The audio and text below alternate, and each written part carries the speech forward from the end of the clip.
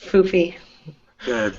What is going on, everybody? Welcome to Ginger Runner Live, episode number 76. And I realized as soon as I started the show, hey, Kim, can you come turn the volume down on my computer? Because I think it's going to start blasting here out of the speakers. Yeah, just the lower right-hand knob on the thing. Sorry. We're about ready to start Ginger Runner Live. Yeah, that one. Number 76. Very excited about tonight's show because the two guests I have on tonight, I've had them on before. But I look up to these two enormously. I think they're both extremely talented athletes. They're really funny. They're an adorable couple, and they're based out of here in Southern California. And they both have some pretty big races that have either happened just this last weekend or are coming up this next weekend or even coming up at the end of the month. And we'll talk about all of it tonight. I am joined by Dominic Grossman and Katie DeSplinter. Very excited about tonight's show. If you're watching live, get in the chat room, get those questions ready because it's going to be a blast. Welcome to Ginger Runner Live.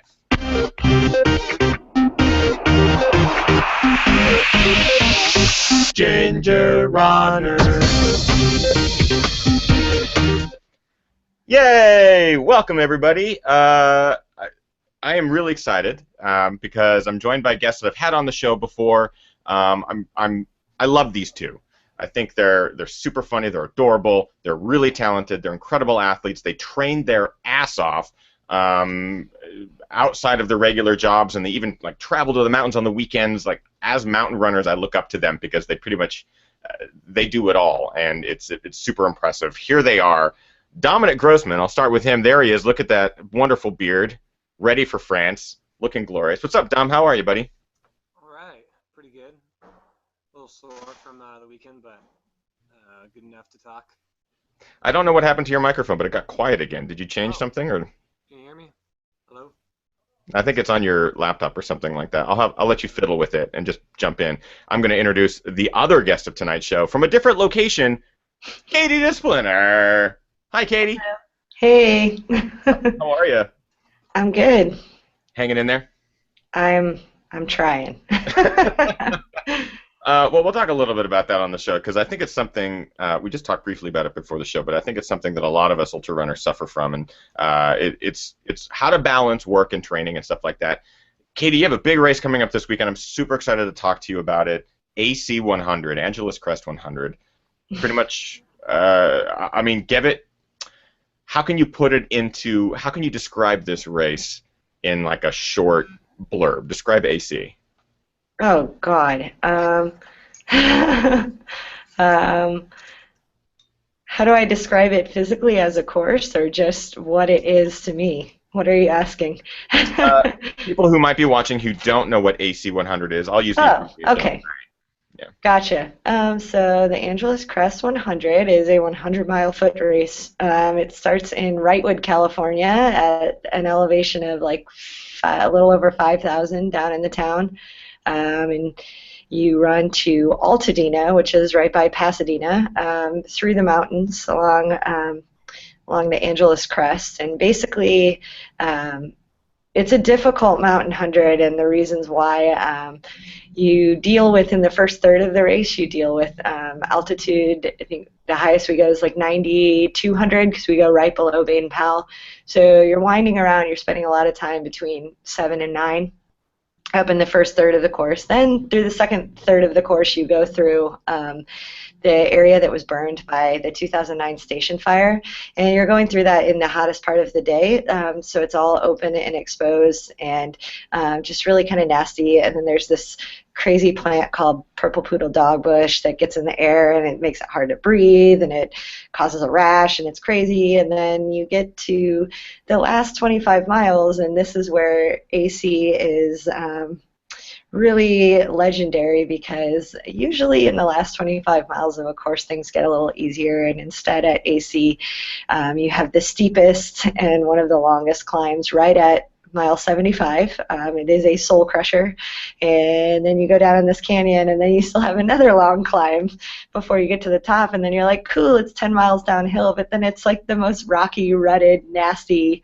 steep trails to get down to the city. So it just it never stops kicking you in the ass, and that's why it's kind of this legendary, really hard challenge, but because it is so close to home, it's a worthy challenge. So. I think There you that's like the perfect description. go. It's I've only trained on parts of the course. I can't wait to talk more about it, Katie, because it's a really exciting weekend here in Southern California, especially amongst Southern California ultra runners, including yourself, who will be Totally. running it, and Dom, who has run it multiple times in the past, and done very well at it, as a matter of fact. But this last weekend, Dom had an adventure of his own. Dom, let's test your mic first. How are you? Can you hear me? No, it's still really quiet. Really? I did not do anything. I swear it's like some type of auto setting. Can you hear me? Let's see. I'm gonna go into my sound real quick. You can go into the little settings wheel up over on the Google Hangout and maybe just kind of switch through those and just talk. Just Yeah. talk as you switch through them. Yeah. Or Is this any yell. better? Is this any better? It's not, the mic's not in that. It's not coming through that. Oh, that's the problem then. Okay. Yeah, it's coming through somewhere else. Can you hear me now? Yeah, I think it's probably coming out of it's probably in the computer. Okay. So. And we just like to see your face really big too. I think that helps. How's that sound? Oh, So much yay! better. There we Success. go. Save. Oh, that was like the worst case of blue balls, but at least I had a wonderful finish. So Dom, tell us a little bit about this last weekend. What did you do?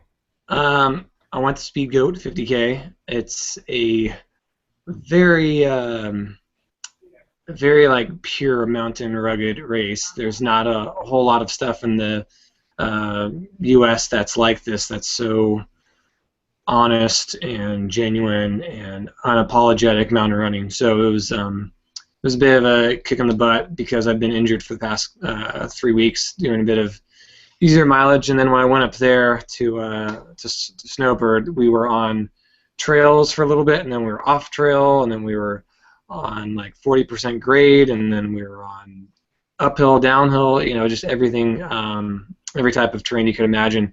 That was not easy. So it was a butt kicker, but it was a good tune-up for UTMB, which I'm going to race in 4 weeks from now. Did you anticipate running Speedgoat leading up to it, or was it kind of a last-minute decision? I planned when things were going well in June to do it. I had a good friend who's a rep for Jewelbo, Greg Houston, who put me in touch with getting a spot because he couldn't run. So Carl let me in, and I was all excited about it in June, and then in July I got a little bit too excited with my training, a little bit too much vert in a weekend of a July 4th weekend, and my soleus, which is the muscle below the calf, or kind of like around the meat of the back of the shin, got worn out, and so I wasn't able to train as much as I wanted to. Only did like maybe 40 or 50 miles a week leading up to it, and then sort of just winged on a race day, and luckily it held together, knock on wood. So I was happy to finish it off, but it was an amazing course. You see pictures online, you kind of try to figure out what it's like, and it was just like a wild ride. You don't really, you start like on a fire road, and then you get on a single track, and the course just keeps shifting and changing. All of a sudden you're going off trail on like a footpath that's been blazed by the 10 or 20 people in front of you, and you're just following like the imagination of Carl Meltzer and the liberal use of the terrain at Snowbird, which is actually a pretty steep place to ski. So. Yeah, just based off of the descriptions and pictures and videos and stuff that I've seen from this race, it seems like Carl Meltzer has put together a fairly legendary, tough, brutal 50K course. A big congratulations to Sage Canaday as well, who won it this last weekend. It's his third in a row, which is pretty incredible. But you were talking, Dom, about how, just looking at some of your photos on Instagram and some of your descriptions, was it beyond what you anticipated, or did you know it was going to be tough, and it just met those expectations? It's that's one of like the tough things with photos, is that 2D just is impossible to tell how steep something is unless there's like a profile view or something. But you really can't gather how steep and rugged it is from the photos. It's just like a complete poor photography. I mean, maybe after this weekend there will be some better photos from the guys that are shooting there, but it's just really hard to capture how steep some of these trails are, and so I was a little bit caught off guard. I knew it was going to be tough if there was going to be 11,000 feet of climbing in 30 miles. I just didn't realize that the course would actually get mellow for a few miles here and there, and then all of a sudden it would just be like, all right, we got to make up some ground, and we go, straight up like a black diamond bowl or something, just marching up it like it was. I mean, I think like in a 50K, it's really telling if people are stopping on the hills to like catch their breath, like. And they're like, they're in the front of the pack and they're stopping and they're like trying to like keep their calves from like ripping apart because it's so steep. That's why I saw a lot of, and I ran around like 30th, 40th place, and there was over 300 people in it. So it was definitely something that you won't really understand until you go there, try it out, and see how like creative Carl is with his course design and how. You can find the same stuff in like cross-country travel in the Sierras that you can find at Snowbird. So it was pretty legit. Katie, would you ever run Speedgoat based off of Dom's descriptions? Yeah, sure. Sounds exactly like something I'd be interested in. Yeah, you definitely kind of veer towards tough mountain races, right? Yeah, because I'm not that fast, so I just look for things that slow other people down. That's that's pretty much it. Well, Dom, huge congratulations on wrapping up Speedgoat with a pretty damn good time. You said 30. What place were you? 30th or 40th or something like that on just a training run, essentially. Yeah, it was definitely far from my A game. I was just grateful to finish in one piece. That was pretty sweet. And using Speedgoat for UTMB, was that kind of the main objective? Yeah, that was my plan all along. I was hoping to sort of train through it and have a good run there. Instead, it was sort of kicking into like the final gear of my training and getting over an injury. So yeah, it's I'm sure UTMB cannot be any worse than the 30 miles I saw at Speedgoat, from what I hear. People in the chat room were talking. They did a beer roll call earlier, and I forgot to mention which one I'm drinking tonight. This is actually very special. This is from the Russian River Brewing Company. It's a limited edition National Homebrewers Conference commemorative beer that my cousin's husband, who competed in and won some really good prizes at that beer competition, brought back for me. It actually has a new hop in it that they've redesigned and done some pretty cool growing. It has this whole paragraph. I won't read it. But it's the Ron Mexico from Russian River, which I'm excited about. Dom is off to get a beer. Katie, what are you drinking tonight? Well, I'm still at work, so all I had was sparkling water. If I had a choice, I would be drinking a grapefruit Sculpin from Ballast Point. That is my favorite beer of summer. But since I don't have one, I'm just hydrating for the race. Yeah. Smart, and that beer is delicious. The grapefruit Sculpin, I've been drinking that like out of the tap. Yeah, Dom, what are you drinking? it's super good. I'm drinking something that may anger Katie a little bit. One of our last Mammoth IPA 395, which I don't know if you can read there, but it's got real juniper. I'm sorry. Good. Yeah, sage, juniper berries, and wild hops. One available. This one definitely does have the juniper berries. It tastes like a forest for what it's worth, and it's very good. And strong IPA. I think 8% alcohol. Keep the conversation lively. Yeah, keep it lively. And Theodore K2 in the chat room is actually saying, Katie, it has the bubbles, so it counts. Yeah, well, I'm fancy like that. I don't know. It doesn't have the juniper. No. Well, I'm actually really excited to talk about this weekend's upcoming race. Katie, you've ran AC now how many times? I've run it 3 times. I've finished twice. And you've trained on the course countless hours, I'm assuming, at this point? Yeah, I mean, when I first got into ultra running, that's when I first started going out to the AAC course. It was the year of the station fire, actually. I was going out there with Dom, and our friend Kate Freeman was training for it, and so I was doing a lot of training runs with her. And so I guess, yeah, I started running out there right before the fire, And then that shut things down for a while. And then, yeah, I've been, I guess what, so that's like 6 years that I've been going out there. So, yeah. And Dom, you've run it how many times now as well?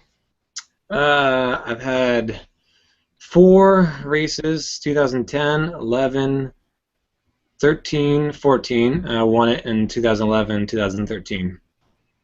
So what is it about this race that is so special for you guys? Dom, we'll start with you. Kind of what does AC 100 mean to you personally? You know what it really, I think, is the best way to put it in terms for everyone to appreciate is it's like the western states of Southern California. It's a point-to-point course. It's rugged. It's beautiful. It's runnable, which is something that gives like everyone a little bit of a foothold to get into it.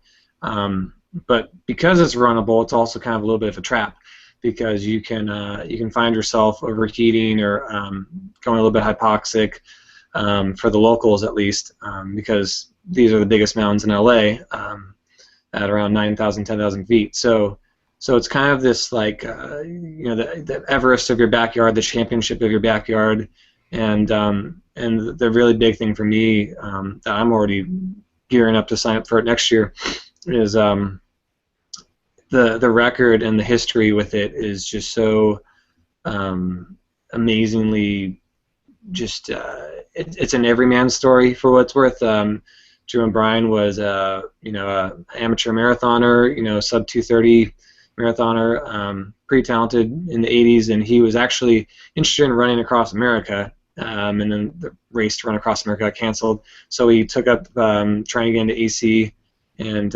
first Ken Hamada wouldn't let him in, then he ran like a sub 6 hour 50 miler, then he got in, he had pneumonia the first year in 88, and then 89 he was all in for the record, and he just absolutely smashed it in like just a phenomenal way, running 17:35 at a time when no one ever finished the course, on the same day. No one ran under 19 hours ever. It was just absolutely phenomenal. And to this day, now we're talking about 16 years later, it still is the record that stands that has stood the test of Scott Jurek, Hal Corner, Tommy Nielsen, lots of other great runners that have come through, Ian Torrance, and they haven't come closer than an hour. Hal is 55 minutes off the record, and we're waiting for him to come back next year. Fingers crossed we get Hal back. But That's a new hashtag, get Hal back. Get Hal back. I know everyone wants him back. Everywhere. You've chased. So this gym. We lost Katie for a second. I think she'll be back. I think she's trying to figure out internet or something like that. She's at work right now. She got annoyed by me. Yeah, she's like, I'm over it. You mentioned Jim O'Brien. This is kind of a legendary thing with AC. He has the course record and has had it for so long. You've gone after it before. There's a bunch of local guys that have gone after it as well. Is it a record that you think will ever be broken? It's interesting because I was writing my blog today and I was sort of, I guess, waxing poetic about how it's tough to be experienced in the sport nowadays because, you can have a great run with a lot of experience, but you've got all these injuries and this, it's just like you carry like a little bit of weight on your shoulders every year that you run ultras and you beat yourself up, and it's tough to like keep the same talent you come into the sport with. And I think that's really kind of the unique thing about AC is that you come into the race, and if you've got talent, you've really got to have experience on the course because it's so unique in the way that it demands that you run every section exceptionally well. There's not really any jogging, of course, with a record that stout where you can just sort of take it easy in any section. You've got to be very on point, and if you've got a lot of talent or you've got a little bit of talent, you've got to have a lot of experience with your body and with the terrain and with the way the nuances of the course, and it kind of reminds me a bit of how Speedgoat was something kind of revolutionary. And at the time in the 80s, AC was pretty revolutionary because Western States was the toughest thing ever. And then this race down south in California or in LA comes out, and it's even tougher. So the strange question of is it possible to break it is basically answered by eventually yes, with a lot of good experience and talent and prudence and So does it say that all there that. in there somewhere like that? We got Katie back. Yes. Katie, can you hear us? Yeah, sorry, the wireless connection here, it was bad. I was sitting in somebody's office, so I had to go back to my cube. Now there's light in my face, and I have to talk quiet, so. It's Yeah. okay. Yeah, the light. I like how it's splitting straight down your There's, face. It works perfectly. this is my day. Well, I mean, I guess, Katie, I'm going to ask you the same question I asked Dom. Okay. We know the race means a lot to him. He's raced it numerous times. He's won it. You've also raced it numerous times, and it's not an easy race to finish, let alone to even sign up for. What does it mean to you and to be running it now for the 4th time? I think because, like, usually for me, like, races are about exploring new places and things like that, which is weird that this is the exact opposite, but it's almost become more special because of that, where it's like I spend so much time out there, and I know every single part of the course so intimately, and know, whether I want to know or not, I know what sort of times I run on them, or I know, like, where the little tricky parts are, or, even if there's a new down tree or a new freaking rock, like, I basically know the course so well that it's just become a really meaningful challenge to try to string it all together, all the stuff that I train on all year, to put all the pieces together and get it done. And then obviously it's become more so because my hopes and dreams have been dashed so many times that it's become almost, to admit, like an obsession, where I know I have the ability to do a thing, and it just hasn't ever happened on a particular day. So yeah. What do you think is different about this year? Have you altered your training at all this year, or races leading up to this? Yeah, absolutely. Definitely I've trained, I wouldn't say a lot less, but mileage-wise, I think, I don't know, like, we all suffer from this, where in ultra running, like, more is better. And I think that when you first start, there is kind of like a direct relationship that you find that the more training that you do and the more miles that you do, the stronger that your body becomes, and so you get better.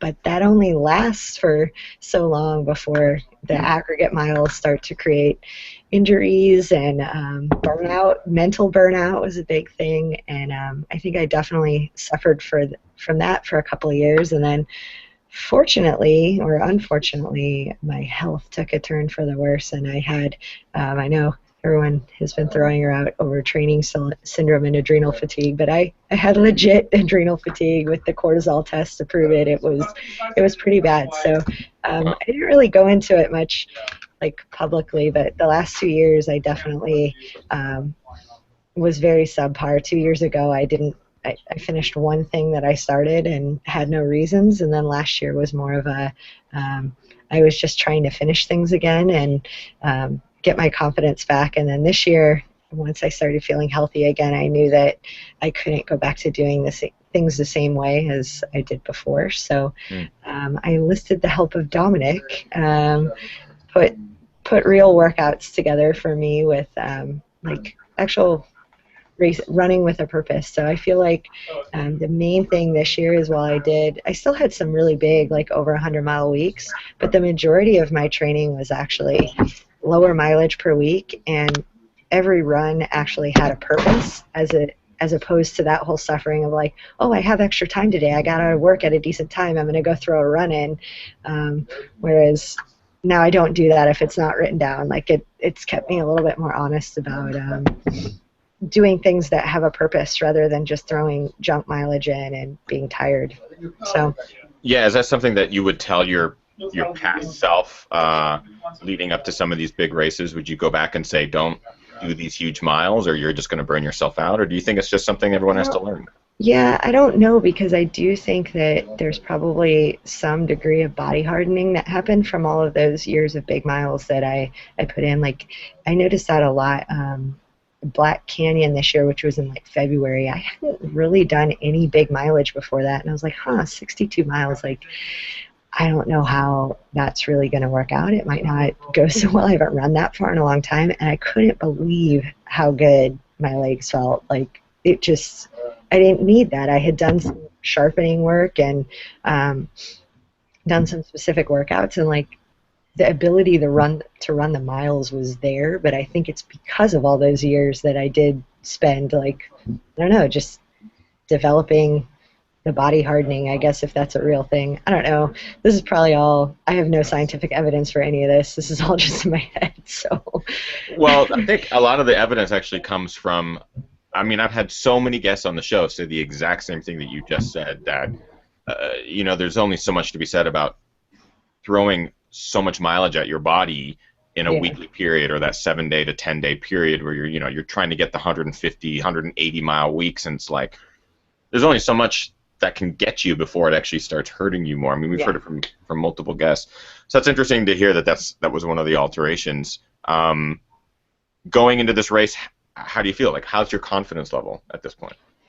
It's interesting because I definitely, I've never gotten to this point without worrying about some sort of like injury that I've had. Like, you know, last year it was my foot took me out in June, and so then I was like super worried that that was going to creep back up on me, or every year it's something, and I don't have anything like that this year. So since I can't worry about that, I'm finding other things to worry about. Like, I'm afraid I'm gonna like fall down the stairs or get sick or whatever, because I feel like my whole body is in a lot better shape. And I'm also, I don't know, instead of just wishing that it would all be over, I'm actually really excited for race day. Because I have this like, I don't know, I was really nervous last week, and then I thought about it, and I was like, I just can't picture anything going so catastrophically wrong that I can't fix it.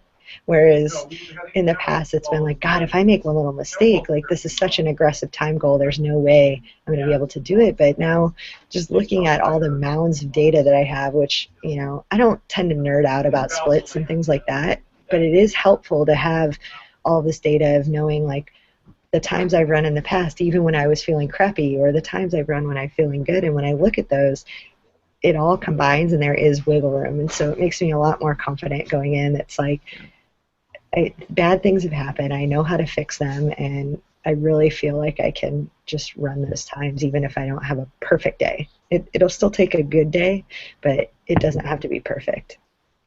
Yeah, I mean, just kind of being a fan of yours for a while and seeing last year's performance and stuff, and still you managed to, things happened and you were still able to deal with it and get stuff done. I think that's really admirable, and I think that's really exciting that that's how you're feeling this year.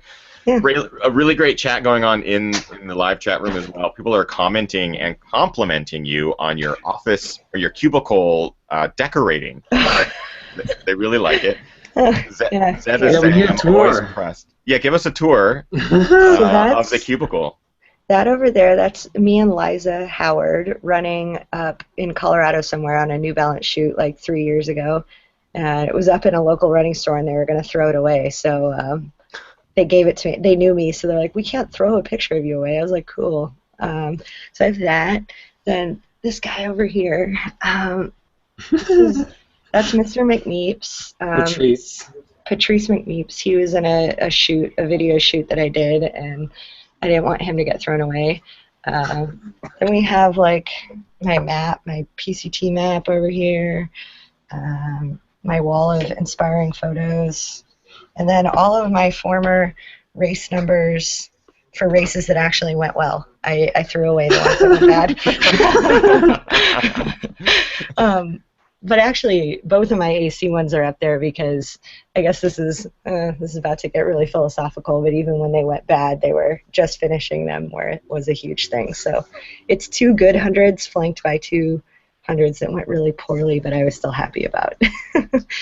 So that's my cube. If you could see the desktop of my computer, it's a picture of Dom that Ethan photoshopped for me back in the day. Oh, I love that photo. Yeah, and then there's another one on my other monitor. I have 2 monitors because I'm really important. That is of Dom also with birds flying around him. So, you know. That one was also a really, really great photo. That's how I make myself happy through the day. I look at ridiculous pictures of Dominic.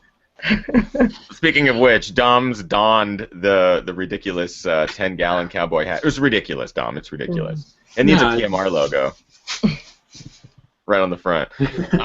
We in the chat room, Arnold Robertson Jr. brings up, I think Ginger needs to do a giveaway. What's funny is that on tonight's show, I am giving away a pair of Julbo sunglasses. Julbo! Because both Dom and Katie, sponsored by Julbo, and Katie could use a pair right now. Just being blinded. I know. Being blinded by the sun. You have your sunglasses, don't you? Well, yeah, but they're not my Julbo ones. They're my, like, bougie Kate Spade.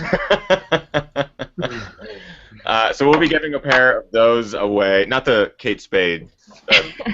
We'll be giving away a pair of Julbos a little bit later in the show. It's all right. I got Katie's sunglasses here. There we go. Oh, nice. I was wearing the exact ones this weekend. I love those things. We have some good questions also in the chat room. This is from Derek Haugen. Dom or Katie, what is your best experience from pacing or crewing other runners? Is that something that you would do in the future? Dom, let's start with you.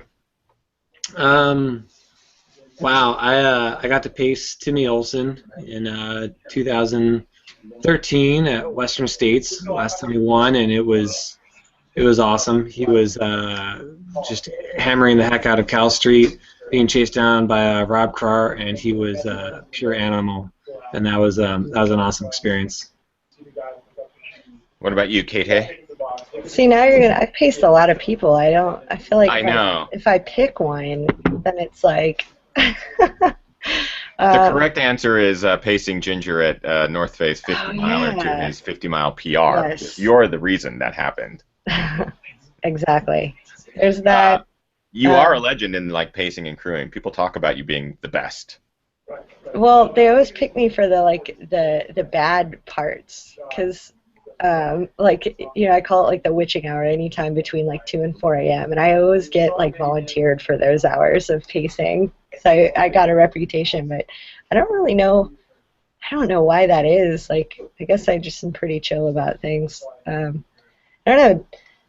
Dom, did you like it when I paced you? Yeah, when Katie paced me at Western, it was only 7 miles, but it was a lot of fun, and I kept warning her that I was going to drop her, but she was on top of her game that day, and that was fun. We got done at like 11 o'clock, and she was all happy because she didn't have to stay up all night, and I was all happy because I was done, and yeah, it's a good time. We got a great question from Raul Borja. What's up, Raul? Thanks for coming back to the show. Katie, which climb on AC is your favorite? And he also went on to ask, which is your least favorite? Oh, okay. Favorite. I feel like favorite would maybe be Mount Williamson. The worst. No. Part of the reason is because it's kind of like, I mean, I guess the climb out of Cooper, I consider Cooper its own section, but Williamson to me is like the last big climb of the high country, and it's usually the part where all the people that passed me in the first couple climbs that went out way too fast start falling apart, and then I start feeling better about myself, because it's like, it's really hard for me to like hold back and not go out too hard on like up Baden Powell and whatnot. So getting to Williamson and being able to actually run parts of it and push hard on it reinforces that I did the right thing. My least favorite is, of course, Upper Winter Creek out of Chantry, mile 75. I told Dom actually last night that the moment that I will really feel like everything is possible is when I top out on the toll road there. And the reason why is that every year it doesn't even reduce me to a hike. It's more of a crawl where I have to like stop to get gels down. I've always thrown up. Like, it's just, oh God. And I've run it so many times, and on its own, it doesn't feel like it should possibly do that to me, but it does it to me every year. So that will be a huge mental hurdle, but I'm really, really, really excited that I'll have Dom pacing me this year. Both of my best 100s were with him pacing me at the end, and I know he can get a lot more out of me than anybody else can. No offense to anybody that's paced me before, but he just has a way to whip me into shape, so I'm hoping to get up that thing faster than I ever have. Yeah, and that climb, I mean, even on its own, even when you just decide to go up Mount Wilson, it's still tough. So to throw that in, what would you say it was mile 75, right, or like 76? Yeah. 74.5, I think, is what they say. But yeah, it's a cruel joke. Ugh. Yeah.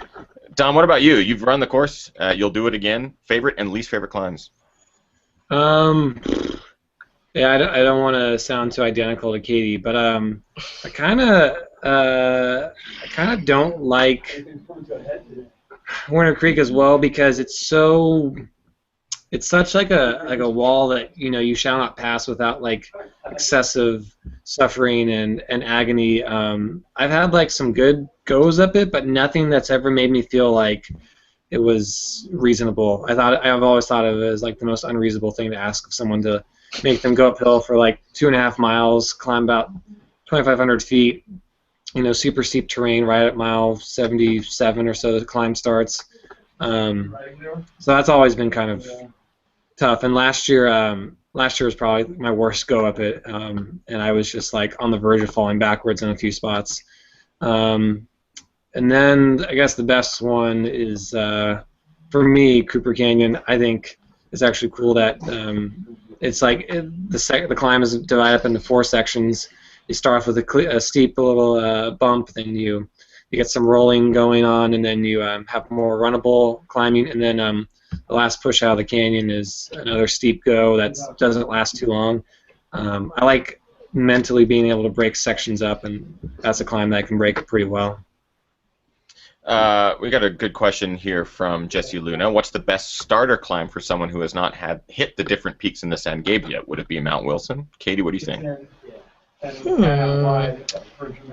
Actually, I think the best starter climb could possibly be out of Lake Avenue going up Echo Mountain, because it's right under 3 miles, and it's not too steep, but it's still pretty good. And then you're also not like up at super high elevation, so you can kind of get used to it. And it's really cool and really pretty. It's a classic climb, so that'd be my recommendation.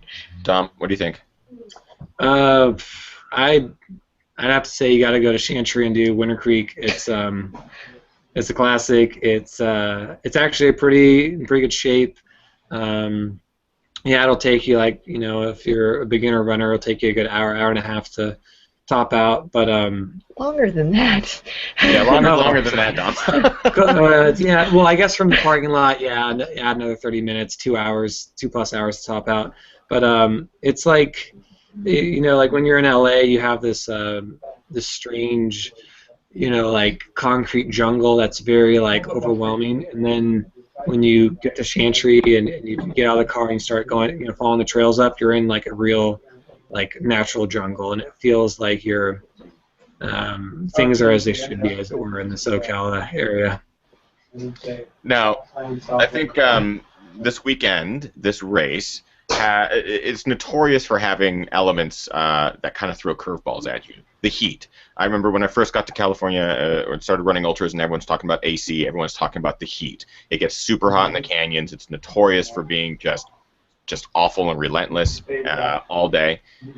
This year seems to kind of be throwing a bunch of curveballs at you guys. Katie, what do you think are going to be the big issues? Because we're dealing with all sorts of weather.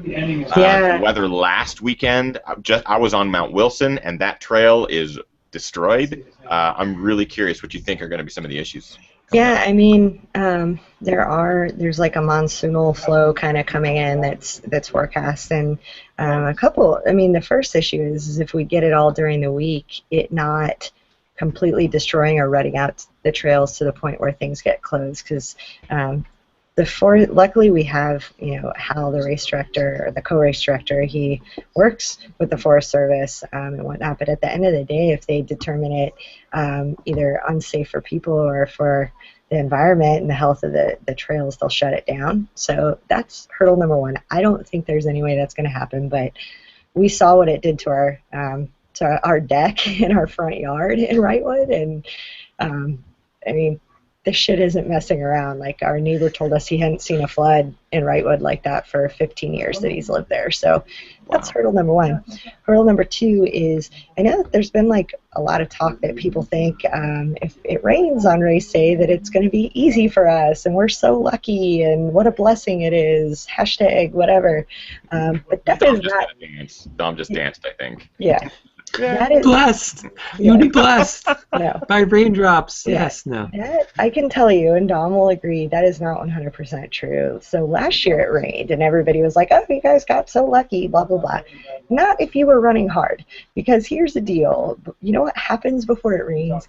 It gets to 100% humidity, and it was sunny at the beginning of the day. So I hit Williamson and all these climbs in 100% humidity and beating down heat, and it was miserable, like absolutely miserable.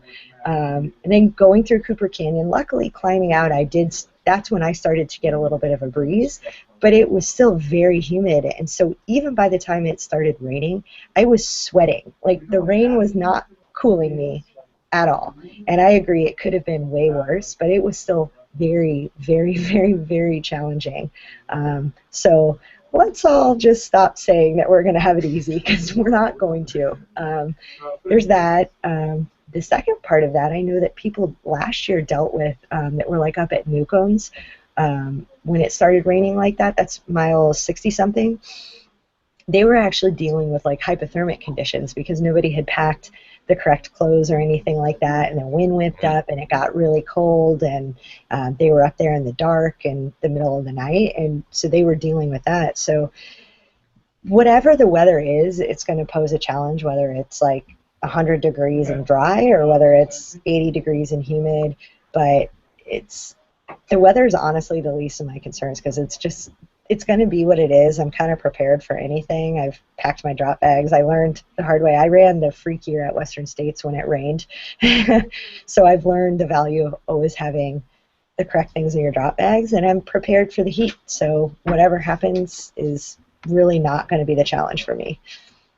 What an awesome outlook. Because I've just been reading the message boards and following the tweets, and people are like, it's going to rain, and it's going to be amazing. And people are like, no, it rains, it's going to be terrible, and all this stuff. But it's I like going to be like, whatever it's going to be. Yeah, and you can't predict it. The race is always hard. I can guarantee you that. It could be freaking perfect weather, and it will still be hard. So I don't know. I just kind of want to put that out there too, because I don't want to. I feel like there's a lot of people talking about this race, because there's a lot of people that have like a history with it or don't have a history and whatever, and like everybody should feel good about what they do in any given year. Like, I know even like my Western States silver was done in the cold year, and I don't think that I was able to get the silver buckle just because the weather was nicer, because I had my own challenges from that. So I don't know, everyone should feel good about what they do on the course, and it's going to be hard no matter what. So that's my 2 cents. Dom, as someone who's going to be crew chief / pacer, what are you preparing to deal with come race day? Well, we're gonna see some interesting things.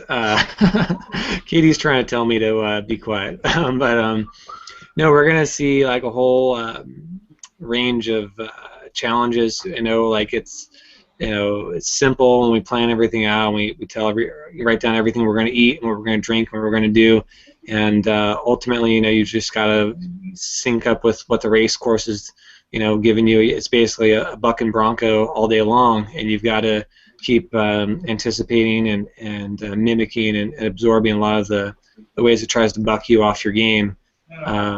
So I'm pretty much just planning on trying to when Katie comes in, talk to her a little bit at each aid station, get what's going on, what she's been eating, what she's been drinking, and then take my experience into account, and then everything I know about Katie into a millisecond decision, and tell her what to eat or drink, or what to try to do.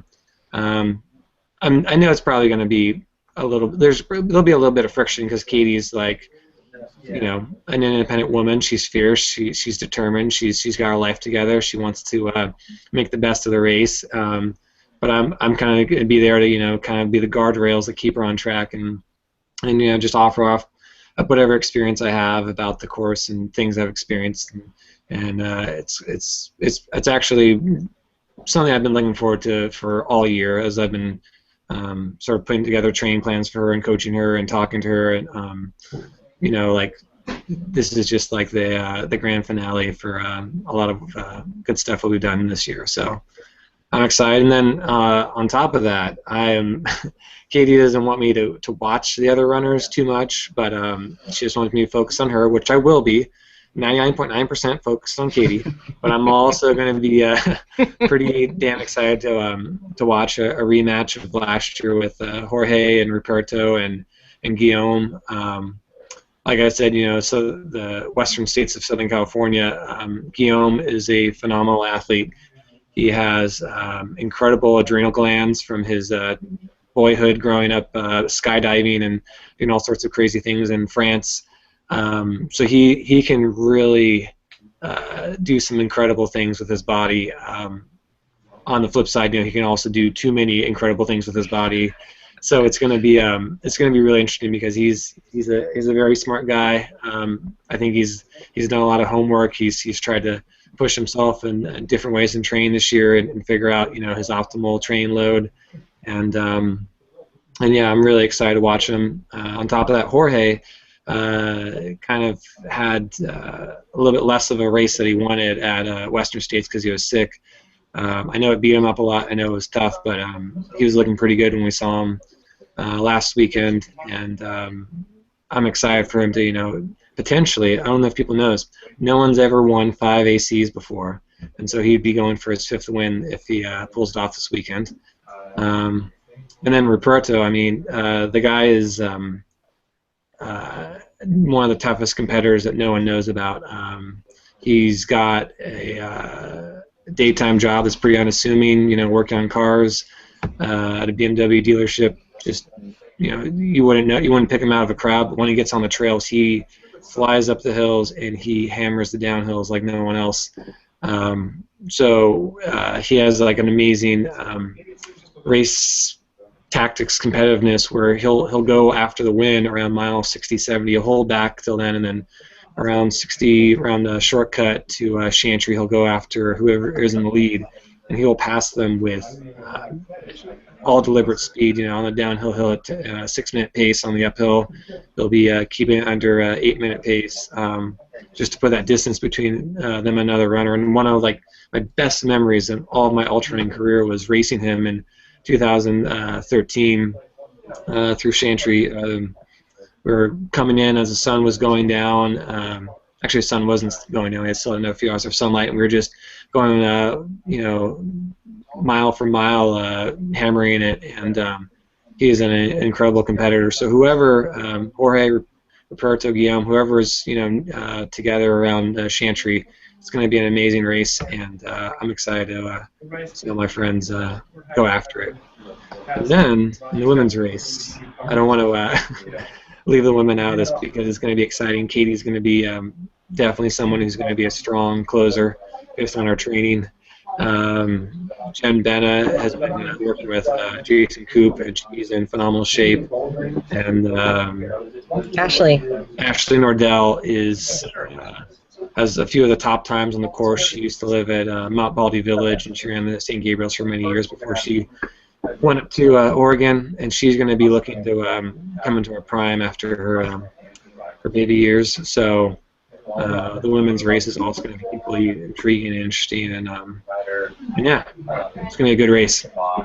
Yeah, I think that's one of the biggest things I'm most looking forward to is following this race because I know both sides are so strong and going to be so fun.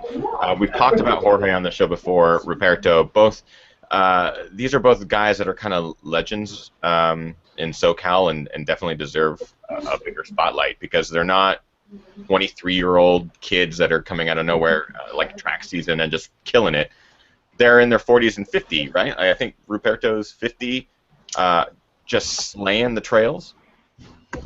Yeah, let me look that up. I think they're both in their late 40s. I think Ruperto may have just turned 50. But yeah, they're not your typical 40-year-olds. They're really, I think, there's something about their attitudes, something about their outlook on life, their optimism. They'll be very humble and unassuming when you talk to them.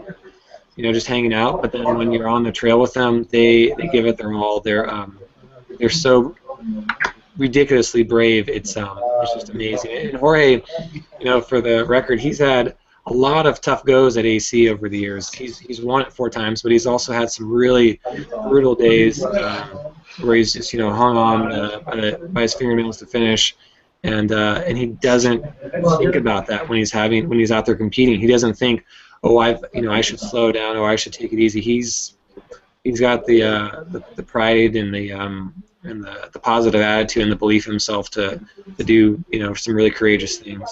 Same thing with Ruperto. Yeah, they're just tough dudes, and same with the ladies. And Katie, I have one prediction, and that's you're going to walk away with that giant. Is it a ram? The giant statue. Well, that's not my goal. My goal is definitely just to get that silver buckle. So, as history would have it, if you go towards that goal, you're definitely usually in contention for one of the top spots. Because usually, there's been years where the women's winner didn't break 24 hours. I don't think that will be the case this year. I think that's probably the coolest thing is that you could see 3, even 4 women all break the 24-hour mark, which would be super legit. I'd be really excited about that if we had more women up in the top. So, because that would put the chicks up in the top finishers as well. And I don't know, I always hope for that. Yeah, me too. I can't wait. I can't wait to follow. And they're asking what Jorge's full name is. It's Jorge Pacheco. If you looked at his ultra sign up, you'd see just some pretty incredible finishes. Yeah, this year he's already won Bandit 50k, Old Goats 50 mile, and Leona Divide 50 mile. And he took 3rd at Sean O'Brien and also ran Western States in 22 hours while sick. And then Ruperto this year has already won Leona Divide 50k and Mount Disappointment 50k. Mount D is on similar trails to AC, so he's in prime. And Ruperto's 51. Yeah, he's right. People are correcting us. He is, in fact, 51. Before we move into the giveaway for the Gilbo sunglasses, I want to talk gear specifically for race day on Saturday. Katie, what are you going to be rocking as far as gear is concerned? And I'm sure you have a variety based off the conditions, but what do you have in your bags? Actually, I have it pretty dialed, so I'll have my my Ginger approved. You'll be happy to notice that was one of my favorite parts of last year was love the shorts at every aid station that Ginger Runner was out there. They're awesome shorts. So luckily the New Balance team kits this year it's a similar color. So it's a little pinkier than orange, but I still have the bright shorts. So nice. That, and then I'll alternate between my singlet and then I also have a cut up cotton poly blend shirt for the middle miles when it's really hot. The cotton actually keeps the moisture on my skin, so I'll be utilizing that and an ice bandana, and then I'll have my Injinji buff and my Injinji trail socks for sure. I get blisters if I don't wear Injinjis, so there's that. I usually just wear one pair. I've never changed socks in a race. I've always been fine. I'll have my Jewel Bow sunglasses that Dom was wearing, the yellow ones, because they match my team kit, and that's important. And then shoe-wise, I'm sure that's the big thing. What are you doing? Oh, shoe-wise, I'll be wearing, I'm actually going to wear a road shoe, the New Balance 1400 V3. It is my favorite shoe of all time, and the reason why is because my feet are so narrow. It just fits my foot perfectly. And a while ago, I put since it is a road shoe, I put a removable rock plate in it, just a really thin one, and that thing has been money. So I have a couple pairs. I usually don't switch my shoes during a race, but Coach Dom over there has said that he really would like me to, so I have a couple different pairs that I'm going to switch out to keep things fresh. And then otherwise, I use 2 handhelds for most of it. just the amphipod handhelds. I'll use I have a Solomon S-Lab 5 or whatever pack that I'm going to use on a couple of the longer sections, specifically the 2 steep climbs, Baden Powell and Upper Winter Creek, because I like to have my hands on my knees for hiking. And then it also allows me to put like a caffeinated beverage in the little like flasks in the front so that I can have an option besides water. I think that pretty much covers all my gear except for food-wise. I basically just do mainly gels. I do power gels. I eat about 1 million Orange Dream power gels, and I use the Power Bar Recovery Mix as well. And then I supplement that with some bites of avocado and some soda, and that usually gets me through a race just fine. That's pretty awesome. Yeah. Go ahead. That's it. That was it. That's my gear. Dom, what about you for UTMB coming up? It might be a little bit different. What's your gear selection? I've got the same Advanced Skin 5-liter Solomon pack that is like purely decided on by Ginger Runner's review. I had to watch the gear reviews and really pick between the weeds about what was going to work best, and that's been like the best pack I've ever worn.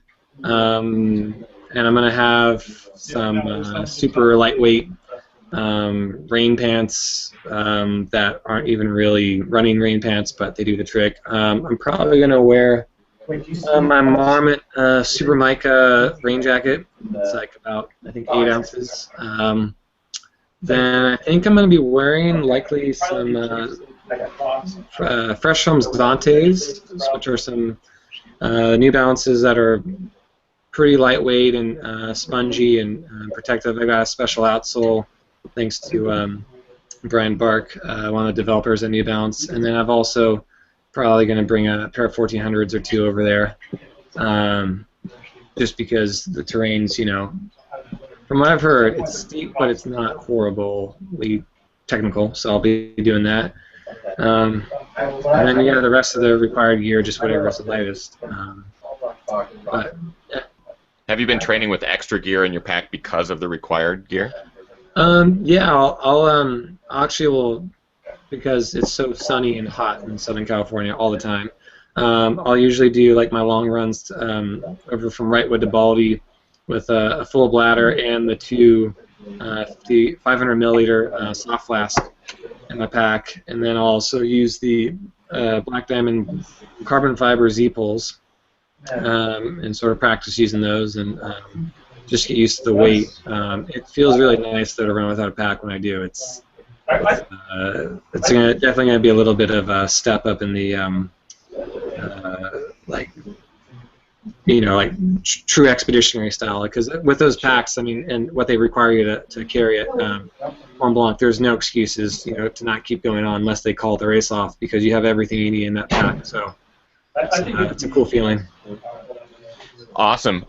People love to hear about the gear, and that's really interesting. Brian Powell, I know, did the same thing that you're doing, Katie, with the 1400 V3s with the rock plate. I'm totally into that too. I might have to get a pair of the V3s just so I can try it. Yeah, it's solid. I'm sure it worked for him at Hard Rock. It's definitely going to work at AC. So I think it's time to give away some sunglasses before we wrap this show up.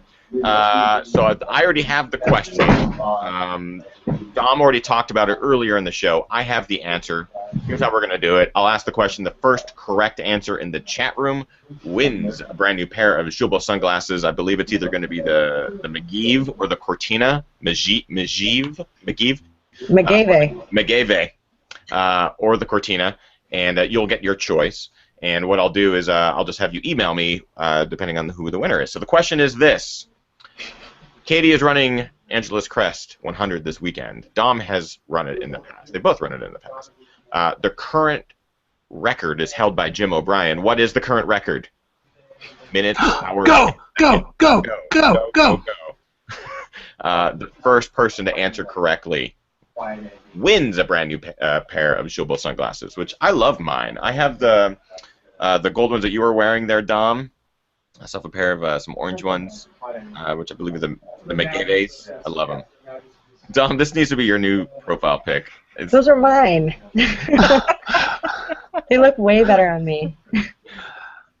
They make me want to drink pink lemonade whenever I see them on her. Or grapefruit sculpin, perhaps. Yeah, there you go. Oh, so close, Raul. Oh, someone put an emoji in their answer. That's you can't do an emoji in your answer. That's not even correct. Oh, there we go. The first one. I have it. It is Adam. Where did it go? Oh, it just scrolled away. Adam Baldwin is the first with the correct answer. Adam Baldwin. We had, I think it was a correct answer, but Adam Baldwin accidentally put the colon next to the 3, which actually turned it into a cat emoji. But luckily he came back with the correct answer. It is in fact 17 hours, 35 minutes, and 48 seconds, not 17 cat 5:48. But Adam Baldwin, congratulations. Drop me an email at thegingerrunner@gmail.com and say, hey, I'm Adam. I'm the guy that won. And I'll put you in touch with Julbo, and you'll be able to get those glasses. Congratulations to you. Katie and Dom, thank you guys for taking time out of the schedule. Katie, I know you're still at work, and I know you're probably going to be there for a couple hours more, and I know it's stressful. You are incredible. You are super well trained for this weekend. I cannot wait to see what happens. Any last words, or where can people find you on social media and anything? Sure. Social media, I guess, is my name on Facebook. And then it's, yeah, weird, creative. Katie DeSplinter on Twitter and DeSplint on Instagram, because Katie DeSplinter was already taken, I think, by my sister-in-law. Yeah, so I couldn't keep it all. I know I work in advertising. I know you're supposed to keep it all concise, but whatever. Final thoughts, man. I don't know. Wish me luck, because it's kind of one of those things where I definitely have all the pieces together, but I was telling Dom, like, the crazy thing about 100 is, like, the more that you do, it almost becomes, like, hundreds in general, the more of them that you do, it becomes almost more stressful before, or more anxiety, because you just know what's going to happen. You know there's going to be low points, and you know there's going to be hard points. So I think I suffer from that doubly with AC, is because I normally don't repeat races, and I've done it so many times that I know that there's a lot of things that can happen. This year it's kind of crazy too, because even knowing what could happen, I feel more confident to get through it. But I know that there's still always that really, like, shitty mystical thing that happens where sometimes the day just doesn't work, and that's like, well, I don't stress or focus about that. Like, the fact that just the knowledge that that's a possibility is the main thing that that I'm worried about. Like, I don't want something like that to take it off the table. I want to be able to fight all day, and if I come up short, it's okay, but I just want that ability to be able to, like, really go for it. So I'm hoping for that. Well, you've got a lot of people behind you, Katie. A lot of fans supporting, and a lot of love headed your way. Yes, really excited to see how it goes this weekend for you. And Dom, congratulations on Speedgoat, and go kick its ass at UTMB at the end of the month, which will be the same day I'm running my first 100. Any last words for you coming up for Katie this weekend? Anything that you want to say to Katie about AC? Yeah, we have, like, definitely a very charmed life, in a sense that we get to live in a beautiful place, we get to run in a beautiful place, we get to train in a beautiful place. We have our own Everest in our backyard, as it were. We have something really difficult but also possible, and you just have to be grateful for, regardless of the outcome, that you're appreciative, and you're happy to be there, and that's not defining. It doesn't mean everything or anything. It just is another day in the life, and you're going to do great. You're just a joy to watch run. The way you bound down the trail is definitely someone who has a lot of joy and passion for running, and that's something that everyone's just going after. Everyone's trying to, like, find their happiness in the world, and you are one happy little bear that that doesn't that doesn't hold in, when they're upset or when they're happy, and so don't.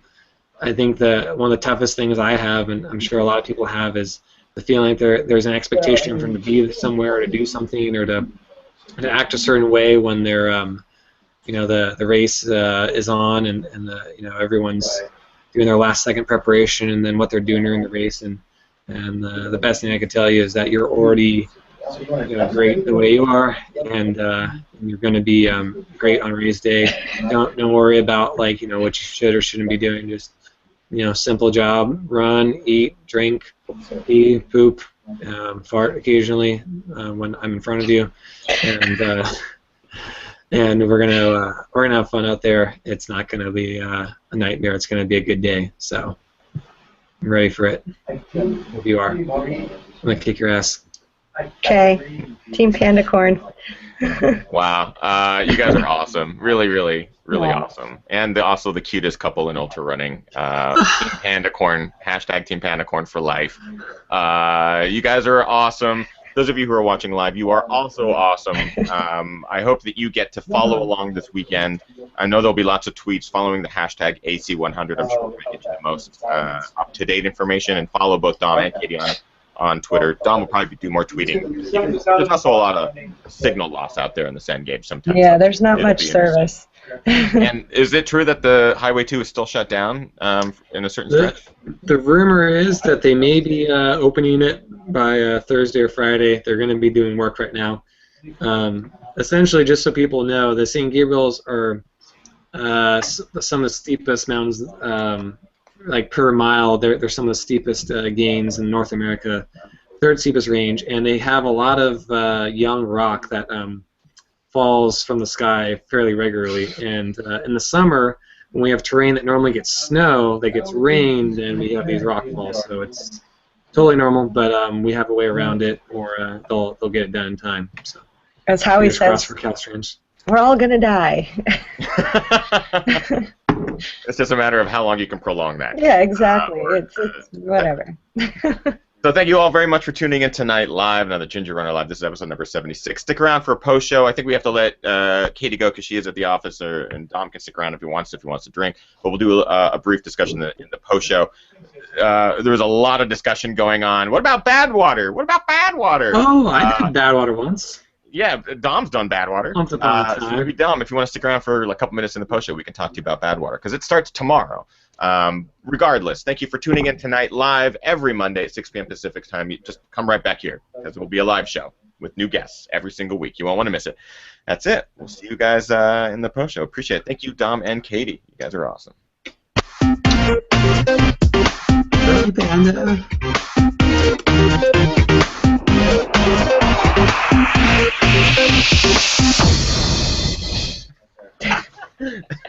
I want Dom to come back every week just during the closing credits and opening credits where he can just blow kisses in the cowboy hat because it's slightly creepy and pretty awesome. My life. Katie, do we have to let you go to work? I can stick around for a few minutes and then cool. I gotta get back at it. Get back at the grind. Yeah. Then let's talk briefly then about Badwater, starting on a Tuesday this year, starting late in the day because they don't want people running at the peak heat during the peak heat hours. What are your thoughts on how this race has changed in the last 2 years? It's completely different last year and then the year before from the original race. Yeah, I ran in 2010, and I am living proof of how dangerous it was. I had my kidneys shut down almost all the way on me at mile 42 at Stovepipe Wells, and then I walked for about 19 miles because anytime I tried to jog, I got cramps. So, and then after I got to the top of the pass and it cooled down to under 90 degrees, then I peed every mile all the way to Mount Whitney. It was kind of crazy, but the course is inherently dangerous. There is some very just bad sections where you'll be wedged between the mountains and the sand dunes. And a little history on Death Valley is that it's basically a place where air goes to die, as it were. The air doesn't escape Death Valley. It pretty much works in a convection current where you can imagine it's being heated up, and during the day, you've got these big mountains on the side here, and the air just kind of comes up, and it just as it's about to escape the mountains, it comes back down. It keeps recirculating like a convection oven, and so it's Or a jellyfish tank. That's how jellyfish tanks work. there you go. But you don't really get to float around. You just get baked alive. Yeah, it's an extremely hot place. It's everything that lives up to as the hype, and my kidneys definitely got fried pretty bad. Going through one section where I was pinned between some mountains and sand dunes that were just radiating heat. They were almost making noise, I think. Maybe it was my ears ringing from my brain boiling. But yeah, it's probably in the best interest of everyone that the race is in the evening, because there are people from all over the world that are accomplished in different ways, but you can't really weed out the pros from the amateurs, the people that are very, very confused and shouldn't be there. So it's probably for the best. It's at night, but it should be an interesting race regardless, because it's a really long way, even without the heat. Even if you ran it in moderate temperatures, it's just a super long way, and it's a great event for runners and crewing. I think the crews are what makes the runner, look, so good at the race. No Katie, offense would to you my ever? crew. Oh, of course, but Katie, would you ever run something like Badwater? I crewed Dom the year that he did it, and I was like real psyched on it right afterwards, and then I just realized I don't want to run that much roads, and I don't want to pay $1,000 to run a race. So it's not that, like, I would love the challenge. It's kind of exciting to me, but I don't know. I think I just have to wait till maybe I'm motivated by something like that. Right now, I'm mainly just motivated about like mountain courses are what's exciting to me, and if that becomes exciting to me in the future, then yeah, sure. But right now, maybe not so much. Is UTMB something that you would want to do, or are you waiting to see the Who, course? me? And yeah. Oh yeah, absolutely. I totally want to. It's just I had this AC monkey on my back for a while. That's been definitely my goal, and that's why I'm hoping that maybe I can get that done this year, and then I can move on to a few other goals that I have. But this one is just too close to my heart. So. Have you made any plans for races or anything like that beyond AC at this point? Or let's just get this done, let's just do it, kick its ass, and then figure things out? I registered for the Riot like 6 weeks after, so I'm going to do that and then shut it down. And then as far as next year's concerned, we've already, Dom and I've, since he's not doing AC this year and crewing me for my goal, that's my plan, is to, regardless of what happens, I'm taking next year away from the race to support him. So I'm hoping one of these years to get into Hard Rock. That's my goal. But regardless, I'm going to register for as soon as it opens for the Bear 100 in September, because that could be a situation. If I did get into Hard Rock, I could do both. They're far enough apart. Or I would just maybe not do 100 until next fall, which would be okay with me. That's another course I'm really motivated by. I've been out there. It's beautiful. So. What about you, Dom? After UTMB, plans? It's interesting. I definitely have had a bit of an off year since last year when I overtrained a bit and suffered a bit of overtrain syndrome. So I've been trying to sort of dial in my whole lifestyle and stress levels and whatnot.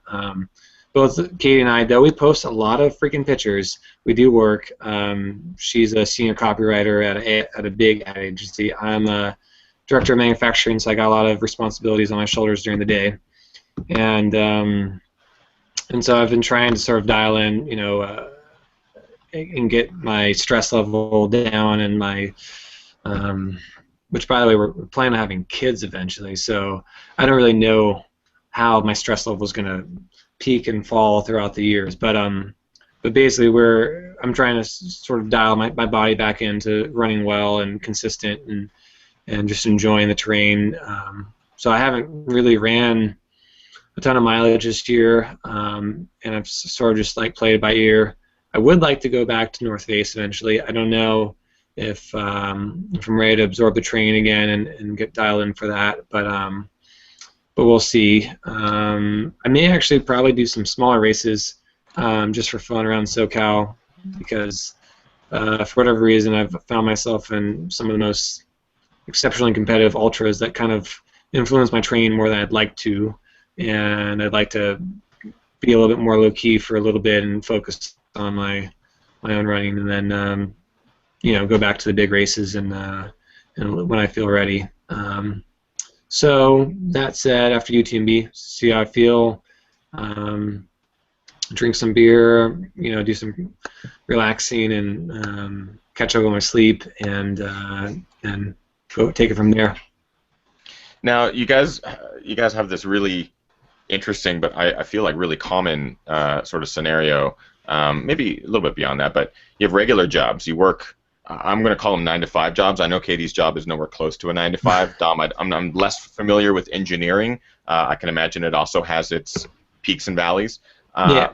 But you also manage to find time on the weekends to go to your spot, literally at the foot of the mountains, and be able to train and stuff like that.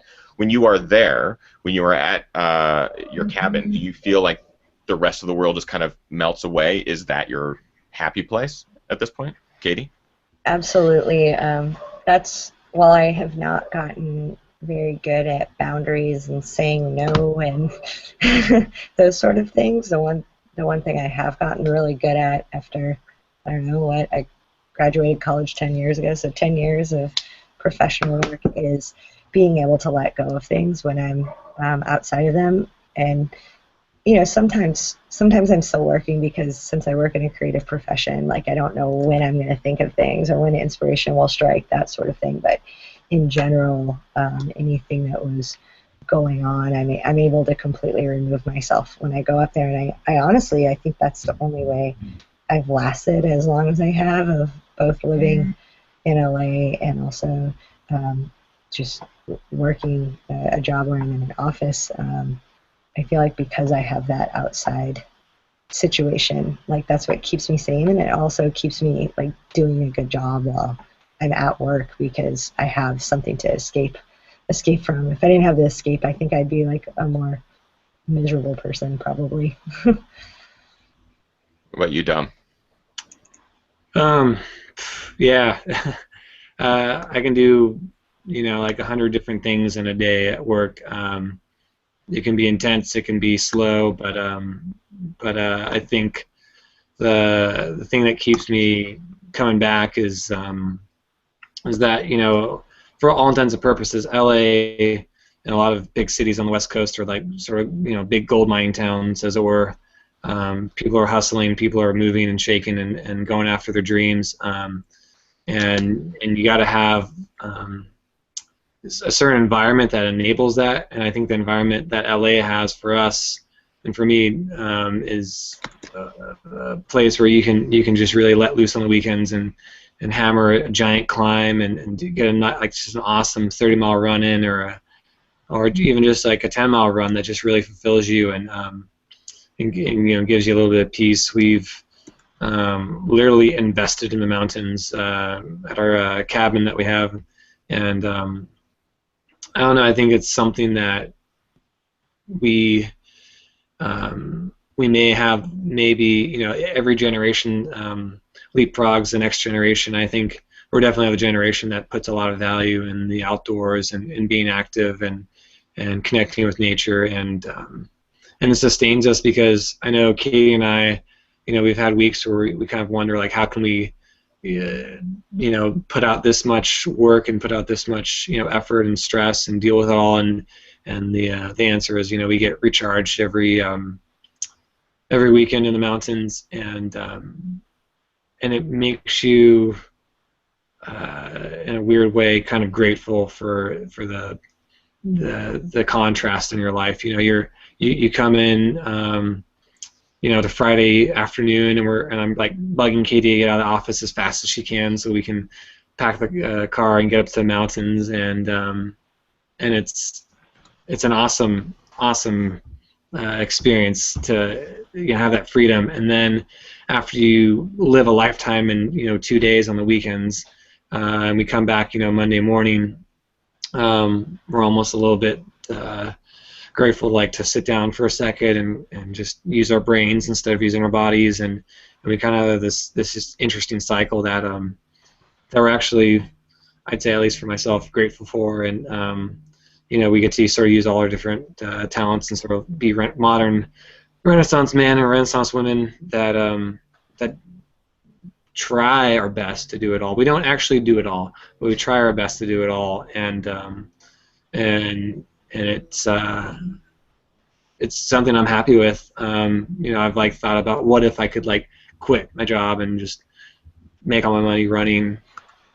It'd be losing a part of my life, basically, which sounds like total brainwash, corporate slob, but I'm happy for the people I work with. I'm happy to work with them every day, and I'm happy for the challenge, and I'm happy that running is what it is in Southern California. That running is that we make the most of it. I think that's the most important thing anywhere you live in the U.S. that you make the best of it, whether you've got one hill or a million hills or whatever, that you enjoy it the most and you do the best. And it's interesting because I see names, on ultra sign up when I'm nerding out on how I did in a race, or other people I'm running with and stuff, and I see there's a lot of people that have a similar outlook. They have packed schedules throughout the year doing different races all over the place, and they have their favorite races they do, and they connect with those courses, and I think it's just relatively like a community of happy people that are they work 9 to 5s, they get and they do their best on the weekends to compete and train, and I feel that commonality definitely in the sport. Yeah, and Katie, you put a blog out long time ago, and I remember it was one of the first ones that I read from your website, where you talked about almost having a double life, where when you first moved to LA, and it was sort of the similar thing to me, when I first moved to LA, you surround yourself with a certain group of people. There's definitely this social atmosphere. It's like LA is very much a bubble, and then you start kind of exploring this other side of Los Angeles, which is this mountainside, where there's this whole other community doing all these things in the mountains. Do you find yourself kind of moving more towards that other life, more towards the mountain life, or at least being drawn more to that? Oh yeah, that happened a long time ago. I would for sure, if I don't know, if things worked out in a certain way, I would be much happier living outside of the city. I didn't grow up in a big city, and this city's a little too big for me. But that said, I do appreciate the fact that the mountains and stuff are right here, and I'm able to have, the job that I have and do the other things that I'm supposed to do or whatever. I'm able to do that, and what? No, I mean when I say the job that I do, like being in a creative profession, it's there's more of an opportunity for a creative out here, so I'm able to have that and have access to the best jobs and best clients and things like that, but then also be able to go to the mountains if they're that close. But yeah, if I had the opportunity, I'd rather be there. Yeah, I'm trying to figure out a way to finagle a way for Katie to live in the mountains and me to make some money in the city, but it's gonna take time to figure that out.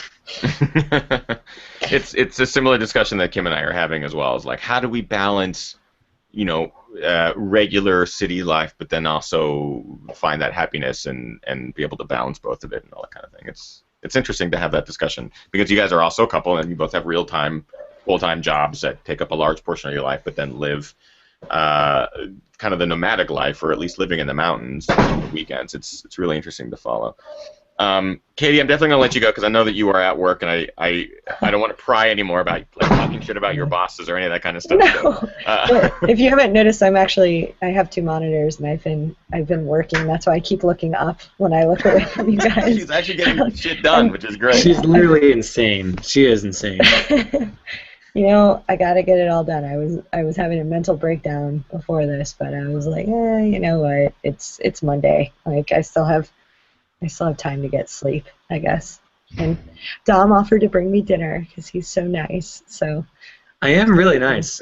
I work like 2 miles from where we live, so it's really Oh, that's great. That's yeah, helpful. That's it's really good. it's so helpful. Oh my gosh, I just ride my bike around town. I don't deal with LA traffic, so it's not so bad. So yeah, but yes, I would love to take these out and give that my full attention if possible. So Then in that case, you guys, give some love to Katie. Give some love to Dom. Follow him on the social networks and show Katie some love for this weekend because she's got a big race coming up, and I'm very excited to follow along. Thank you, Katie DeSplinter. Thank you, Dominic Grossman, for taking the time out tonight. Really fun show. Really appreciate it. And Katie, please pace me forever. Like every race, I need a pacer. Please just quit everything you're doing and come pace me because Katie's the best damn pacer on the planet. Dom, I'm sure you're great. I just feel like he's good. Way too fast for me. I literally have no complaints. No one has ever complained about me. But I did want to say that we yet. I did want to say that we don't have Iron Far out here. Apparently, we're not. Whatever. But we do have ac100.com/live, and that's going to be your best way to track the race. Literally every aid station checks in. From what I've heard, it's really good. Yeah, the hams are legit. Yeah, they take it pretty seriously out here. So you'll be able to track where people are and where they should be, and it's a pretty cool system. Actually, I remember that from last year. They have a bunch of ham radio volunteers out there, professional ham radio operators that do aid station updates constantly. So that's I didn't know that they actually had a website dedicated to that. So ac100.com/live. Yeah, you'll see if you just go ac100.com, they'll have the live page, and then just click over to it, and you can track runners. It'll show you maps of where the runner is and where the estimated location are, and then where they should show up based on their pace. It's it makes LA Marathon look like a bum, so it's pretty cool. Scott Coomer says next year Ginger Runner at AC and sign up on Monday, Ginger. Yeah. Having run every section of the course, no, I don't think that's gonna happen. It's not. It's maybe not my cup of tea. It's not my Ginger cup of tea. I'm sorry. We're gonna be later on tonight. We're gonna start a crowdsourcing for sign Ginger up for AC100. If he gets in, I don't know. Maybe he'll have to make that decision later. Well, the thing is, you have to register 24 hours after everyone finishes AC. Yeah. A year in advance. There may be a ghost registering you. Who knows? Jesus Christ. You guys are awesome for tuning in live. Thank you, Dom and Katie, once again. Dom, get back to work. Katie, relax. Let Dom take care of everything. And that's it for tonight's show. Appreciate it, guys. Every Monday, 6 p.m. right here. YouTube.com/Ginger. See you guys next time. Bye.